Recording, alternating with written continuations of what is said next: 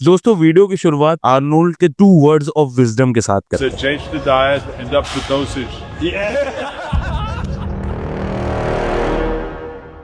ब्ला ब्ला ब्ला ब्ला ब्ला। कल से मैं बहुत बातें सुन रहा हूँ। पहली बात तो आप लोग सही से सुनते नहीं है, समझते नहीं है। मैंने ये नहीं बोला था कि मैं कंफर्म हूँ कि यहाँ पे एंड्रू जैक हरा देंगे अर्श कालेसिंस्की को। मैं एक प्रोबेबिलिटी रख रहा था। अगर आप लोग थोड़ी देर आगे जाके उसी वीडियो में देखेंगे तो मैंने ये बोला था कि अर्श को कौन हरा सकता है, शायद एंड्रू, शायद मार्टिन, शायद विलियम, शायद क्विजो। मैंने ये बोला और मैं एक प्रोबेबिलिटी रख रहा था कि यहाँ पे क्यों ऐसा होगा कि अर्श कालेसिंस्की मुझे जीतते हुए दिख सकते हैं एंड्रू जैक के खिलाफ। और अभी भी आई स्टैंड बाय, अगर अर्श क्वीन बीस्टवुड को हरा सकते हैं, जो कि आई बिलीव एंड्रू से ज्यादा कंप्लीट है। एंड्रू की फिजिक में अभी अगर देखा जाए तो ज्यादा गैप्स हैं कंपेयर टू क्वीन, लेकिन क्वीन को अर्श ने बीट कर दिया। लेकिन ये सब फिर भी बोलने के बावजूद भी मैं ये नहीं मान रहा हूँ कि एंड्रू जैक को हरा देंगे अर्श कालेसिंस्की। मैं एक प्रोबेबिलिटी रख रहा था, वो प्रोबेबिलिटी को लेके आप लोग कुछ ज्यादा ही उड़ गए। शायद मेरी गलती है, मैंने सही से वर्ड नहीं किया उस सेंटेंस को। मैंने डायरेक्टली ये बोल दिया कि क्यों मैं देख रहा हूँ एंड्रू जैक को हारते हुए अर्श के against, but that was just a probability. खैर एनीवेज, बॉडी बिल्डर्स की अपडेट पे हम लोग चलते हैं। तो सबसे पहली अपडेट और सबसे बड़ी अपडेट आई बिलीव करेंटली ये आ रही है कि जेरेमी बुएंडिया ओलंपिया से पहले हम लोग को एक और बार दिखेंगे कॉम्पीट करते हुए। ओलंपिया से पहले जेरेमी का सैश स्क्वाश प्रो में कॉम्पीट करना, ये एडवाइस उनको जजेस की ही तरफ से मिली थी। एंड आई बिलीव इस एडवाइस के पीछे एक बहुत बड़ा कारण ये है कि IFBB ऑफिशियल्स चाहते हैं कि हाइप, एक मोमेंटम लेके आए जेरेमी ओलंपिया की स्टेज पे, कुछ ऑलरेडी धमाका करके आए, जिसकी वजह से उनके बारे में बात हो रही हो, जिसकी वजह से लोग एक्साइटेड हो उनको ओलंपिया की स्टेज पे देखने के लिए। Because as a previous men's physique Olympia winner, उनके पास इस साल तक तो परमिशन है कॉम्पीट करने की इस डिवीजन में। लेकिन IFBB ने जो रूल्स बदले हैं उसके मुताबिक अगले साल से जेरेमी एलिजिबल नहीं रहेंगे ओलंपिया में कॉम्पीट करने के लिए। जो भी ओलंपिया चैंपियन था, वो अगर 5 साल से ओलंपिया नहीं जीता है तो उसकी वो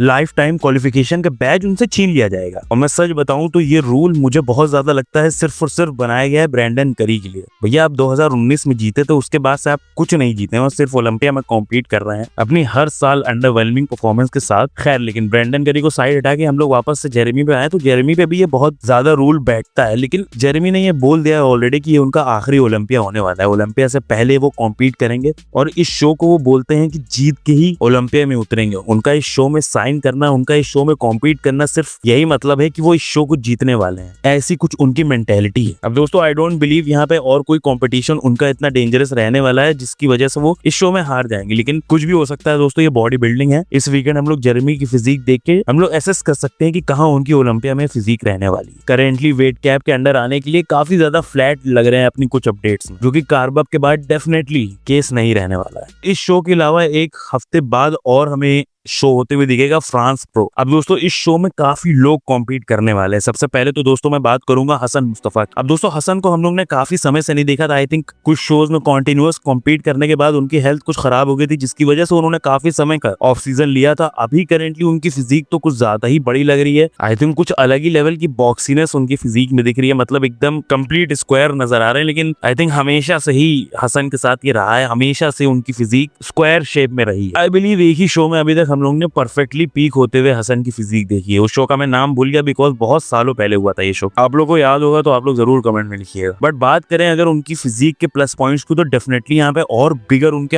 आर्म्स नजर आ रहे हैं। मोस्ट डेफिनेटली आई थिंक इतने बड़े आर्म्स मैंने उनके कभी नहीं देखे थे। ये बाइसेप्स में पीकीनेस नेक्स्ट लेवल लग रही है। ये साइड चेस्ट करते टाइम उनके आर्म्स की थिकनेस हम लोग देख सकते हैं। बाइसेप्स से लेके ट्राइसेप्स तक कितने ह्यूज, कितना ज्यादा एरिया कवर कर रहे हैं उनके साइड से आर्म्स। चेस्ट में भी अच्छी स्ट्राइशंस प्रेजेंट कर रहे हैं। उनका मिड सेक्शन हमेशा ही की तरह ब्लरी है, लेकिन उनकी फिजिक में सबसे बड़े जो मसल्स हैं वो लेग्स हैं। हसन इस अपडेट की एंड में अपने लेग्स भी दिखाते हैं, जहां पे हम लोग को नजर आता है कि कितना ज्यादा क्रेजी बिग उनका लेग का क्वाड्रिसेप्स एक्सट्रीमली लार्ज है। लेकिन आई थिंक अपनी पोटेंशियल पे कभी वो डिलीवर नहीं कर सकते। यहाँ पे भी उनकी लेग की कंडीशनिंग आई थिंक ग्रेनीनेस डेफिनेटली है, और हमेशा से उनकी फिजिक में ग्रेनीनेस और ड्राइनेस थी, लेकिन कंडीशनिंग ही नहीं थी, कभी सेपरेशन ही नहीं था, तो क्या फायदा। आई थिंक कुछ बॉडी बिल्डर्स के ऐसे जेनेटिक्स होते हैं जो कि हाईली कंडीशन होने के बाद भी सेपरेशन अच्छी नहीं प्रेजेंट कर पाते, एंड शायद हसन उन्हीं में से एक हूँ। लेकिन दोस्तों इस बहीमत के अगेंस्ट, इस मास मॉन्स्टर के अगेंस्ट हम लोग को एक ऐसा बॉडी बिल्डर देखने को मिलने वाला है जिसने स्विच किया है अर्जी की तरह क्लासिक से ओपन में। दोस्तों अभी तक आई डोंट थिंक अपनी परफॉर्मेंस से इतना ज्यादा इंप्रेस किया है हम लोग को स्टीफन मटाला ने। यहाँ पे उनकी अपडेट्स देखते हुए तो डेफिनेटली पहले से और ज्यादा बिगर लग रहे हैं फॉर श्योर। उनकी फिजिक में साइज हल्की सी बढ़ी हुई दिख रही है। दोस्तों यहाँ पे स्टीफन की फिजिक में हम लोग देख सकते हैं कि डेफिनेटली उनकी साइज बढ़ी हुई है। यहाँ पे हम लोग को अच्छी खासी डेफिनेशन, अच्छी खासी कंडीशनिंग उनकी फिजिक में क्लियर नजर आ रही है। यहाँ पे स्टीफन के अपडेट्स में डेफिनेटली और ज्यादा कंडीशन, उनके चेस्ट, उनके आर्म्स लग रहे हैं, उनके लेग्स भी थोड़े बहुत पहले से ज्यादा डिफाइंड नजर आ रहे हैं। लेकिन आई डोंट थिंक अभी भी उनकी फिजिक में उस लेवल की सेपरेशन है लोअर बॉडी में जैसी हम चाहते हैं। उनकी अपर बॉडी तो भैया एकदम ही श्रेडेड है, एकदम ही लकीरों से भरी हुई, लेकिन वैसी लोअर बॉडी नहीं नजर आती। यहाँ पे बैक में भी हम लोग क्लियरली देख सकते हैं कि काफी ज्यादा क्रेजीनेस प्रेजेंट कर रहे हैं वो। यहाँ पे उनका क्रेजी क्रिसमस ट्री नजर आ रहा है and complete upper body phenomenal लग रही है। लेकिन आई थिंक इनका साइज कैसे कंपेयर होगा और दूसरे उस स्टेज पे एथलीट्स के अगेंस्ट, आई थिंक बिल्कुल भी वो कंप्लीटनेस नहीं है जो अर्श के पास थी। आई थिंक अर्श के लेवल की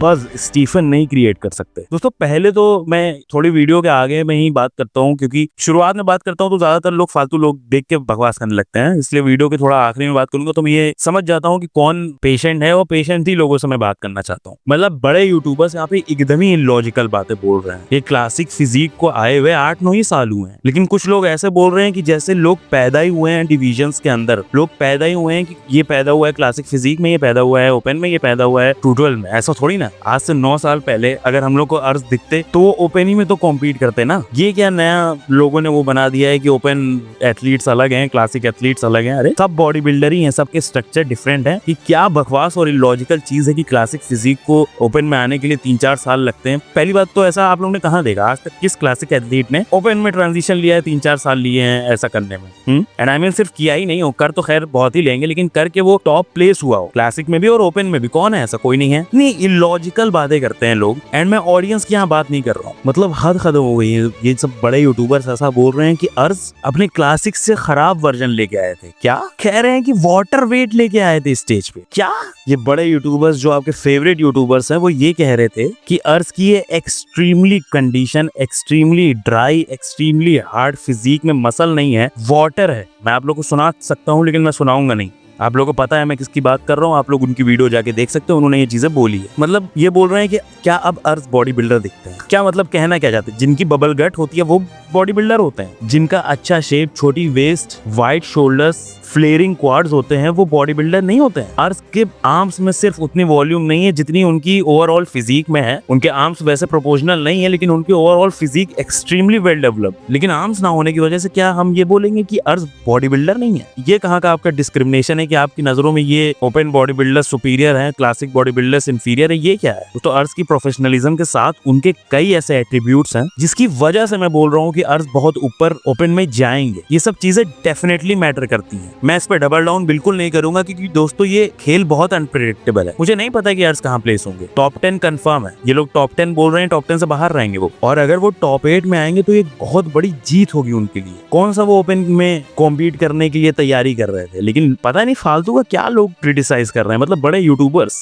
उनको पता नहीं किस चीज की उम्मीद थी। उनको शायद रोनी कोलमैन को देखना था क्लासिक फिजिक से उठ के आके ओपन में। हम 10 साल 20 साल पहले थोड़ी ना जी रहे हैं, हम लोग अभी में जी रहे हैं। और अभी उनका कंपटीशन क्या है, अभी उनके अराउंड कैसे लोग हैं, हम लोग को ये देखना है। खैर मैं बस इश्यू को ज्यादा नहीं बढ़ाऊंगा क्योंकि अगर मैं इस पे बोलने बैठूंगा तो 1-2 घंटे तक बातें होती रहेंगी हम लोग की। दोस्तों इस टॉपिक को ड्रॉप करके हम लोग हादी चुपन की इस अपडेट के बारे में बात करते हैं। दोस्तों इस अपडेट को पोस्ट करते हुए अपने लेग्स शोकेस कर रहे हैं वो हमको, जहाँ पे बोल रहे हैं कि वो 24 डेज आउट है। दोस्तों अभी हादी चुपन और बहरूज तबानी ये दोनों ईरानियन है और ये दोनों अभी एक्सट्रीमली ऑप्टिमिस्ट है कि इन लोग को चांस होगा ओलंपिया में कॉम्पीट करने का। दोस्तों ये करंटली बहरूज की भी फिजिक हम लोग को देखने को मिली है और ये दोनों इसी उम्मीद में है कि हम लोग इस बार ओलंपिया के स्टेज में कॉम्पीट करेंगे। अब आई थिंक हादी चुपन का तो साफ है कि हम लोग को वो ओलंपिया की स्टेज पे देखेंगे, बट मुझे ये मालूम नहीं था। लेकिन मैंने कुछ टाइम पहले ओलंपिया टीवी यूट्यूब चैनल पे बहरूज तबानी के बारे में की जाने वाली चर्चा मैंने सुनी थी। टेरिक एलगिंडी उसमें बोल रहे थे कि बहरूज एक्स आर्मी मैन है ईरान के। अब दोस्तों मुझे इस बारे में बिल्कुल आइडिया नहीं था क्योंकि वो इन्फॉर्मेशन कहीं भी और नहीं है और लास्ट ईयर मैंने स्पोर्ट को बहुत कम फॉलो किया है, जिसकी वजह से दोस्तों अब तो मेरे लिए बहरूज का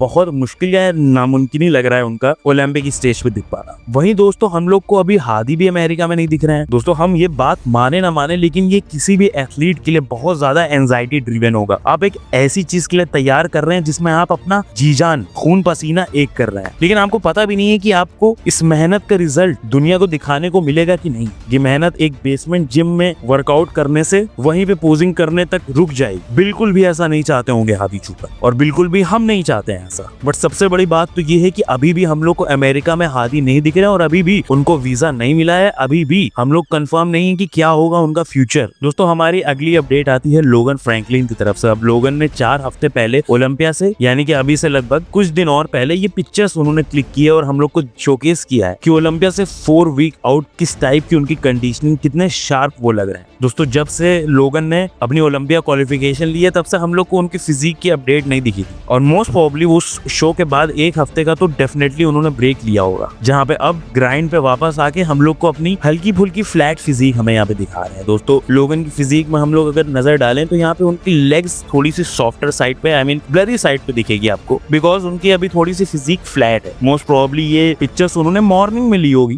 प्रोबेबली कार्डियो के बाद, जहाँ पे उनके एब्स और सराइटस हम लोग को काफी क्रेजी नजर आ रहा है। आई थिंक आपका मिड सेक्शन एक ऐसा मसल होता है जो कि फ्लैट लगने पे बहुत क्रेजी लगता है, आपकी बॉडी वाले ही और ना लगे, लेकिन मिड सेक्शन डेफिनेटली फ्लैट होना एक अच्छी बात। लेकिन दोस्तों लोगन की फिजिक के बारे में बात करने से ज्यादा यहाँ पे हम लोग को इस बारे में बात करना है कि क्या लोगन इस साल टॉप 3 क्रैक कर पाएंगे कि नहीं। दोस्तों ये साल डेफिनेटली कई क्लासिक एथलीट्स के लिए मेक एंड ब्रेक होने वाला है। या तो ये ओलंपिया डिसाइड करेगा कि आप इस डिवीजन में एक लेजेंडरी, एक लेगेसी क्रिएटिंग बॉडी बिल्डर बनेंगे या एक जर्नीमैन बनेंगे। और लोगन को अगर जर्नीमैन नहीं बनना है, उनको अपने आर्नोल्ड क्लासिक से बेहतर वर्जन प्रेजेंट करना पड़ेगा। उनको ऐसा वर्जन प्रेजेंट करना पड़ेगा जो कि साइकोलॉजिकली दूसरों को बीट करे। फिजिकली की बात तो बाद में करेंगे, साइकोलॉजिकली अगर बैक स्टेज वो इंटिमिडेट कर देंगे टॉप एथलीट्स को अपना क्रेजी पैकेज के साथ, तो वो स्टेज पे करिश्मा और कॉन्फिडेंस के साथ बहुत चीजें जीत सकते हैं। दोस्तों क्लासिक डिवीजन को 2 बार जीतने वाले ब्रियॉन इंजली की हाल ही में कुछ अपडेट्स भी हमें देखने को मिली है, तो क्यों ना हम उनके बारे में थोड़ी सी बात करते हैं। अब दोस्तों पिछले साल से अभी तक बहुत ज्यादा डिवीजन स्विचेस किए हैं ब्रियॉन ने। उन्होंने ये भी बोला था कि वो रिटायर होने वाले हैं, उन्होंने ये भी बोला था कि वो 212 में कॉम्पीट करने वाले, लेकिन हर चीज को ना पूरा कर क्लासिक फिजिक डिवीजन ने उनको वापस से अपने पास बुला लिया। यहाँ पे ब्रियॉन की फिजिक में हम लोग देख सकते हैं डेफिनेटली वो शार्पनेस नहीं है, और मैंने ये हर साल देखा है और मैं फिर से ये रिपीट नहीं करूंगा बिकॉज हर बार मुझको गलत प्रूव कर देते हैं ब्रियॉन। अभी उनकी कंडीशनिंग जैसी भी हो, ऑन स्टेज वो अपने 100% ही आते हैं। हर बार हमने देखा है, हर बार हम लोग ये बोलते हैं कि भैया ये अपने स्टैंडर्ड के हिसाब से अभी पीछे लग रहे हैं, लेकिन फिर से बूम, जैसे ही प्री जजिंग में हमें दिखते हैं श्रेडेड, शार्प, टाइट, हार्ड, जिसकी वजह से मैं ब्रियॉन को तो डेफिनेटली डाउट नहीं करता हूँ। अब वो लेगेसी के लिए तो बिल्कुल नहीं खेल रहे हैं, ये हम सबको मालूम है। अब वो शो में कॉम्पीट, ओलंपिया में कॉम्पीट करने के बाद जो नोटोराइटी मिलती है उसके लिए कॉम्पीट कर रहे हैं। ओलंपिया में कॉम्पीट करके जो पैसे मिलते हैं, जो रिकॉग्निशन मिलती है, जो कॉन्स्टेंट चैटर चलता है आपके अराउंड, उसके लिए कॉम्पीट कर रहे हैं ब्रियॉन। वी ऑल नो कि अब वो लेगेसी तो उनकी वैसी नहीं रहेगी जो एक टाइम पे थी। दोस्तों सीबम की लेगेसी क्यों परफेक्ट है? क्योंकि वो कभी हारे ही नहीं। उन्होंने ब्यूटीफुली क्राफ्ट की अपनी क्लासिक फिजिक की कंप्लीट जर्नी और वैसा ही उन्होंने हमारे सामने डिलीवर किया। अब सब इतने वेल थॉट आउट अपनी जिंदगी में नहीं होते, ना इतने लकी होते हैं, जिसके कारण ब्रियॉन जो कि एक बहुत हैवी लेगेसी क्लासिक में कैरी करते थे, आई थिंक अब उनकी वो लेगेसी उतनी सॉलिड हम नहीं करते। इसी के साथ दोस्तों आप लोगों को क्या लगता है, क्या ये वो साल होने वाला है जब हम लोग को ब्रियॉन टॉप 6 से बाहर दिखेंगे क्लासिक फिजिक के? डेफिनेटली आप लोग कमेंट में बताइएगा, और कमेंट में ये भी बताइएगा कि आप लोग को वीडियो कैसी लगी। जो भी क्रिटिसिज्म है आप लोग बिल्कुल लिखिए। अगर मेरी बात से आप लोग जरा सा भी डिसएग्री कर रहे हैं, मैं चाहता हूँ आप लोग उसको कमेंट में लिखें और मुझे क्रिटिसाइज करें। बिल्कुल I am open for it. मैं और यूट्यूबर्स की तरह नहीं हूँ कि मैं नहीं चाहता कि मेरा क्रिटिसिज्म ना हो। इंसान सिर्फ और सिर्फ क्रिटिसिज्म ही से अच्छा हो सकता है। इसी के साथ दोस्तों अगर आप लोग को वीडियो अच्छी लगी हो तो लाइक कर दिए, सब्सक्राइब कर दिए काफिला हिंदी चैनल को, बेल आइकन दबा दिए। चलिए आपसे अगली वीडियो में मिलते हैं, तब तक के लिए बाय।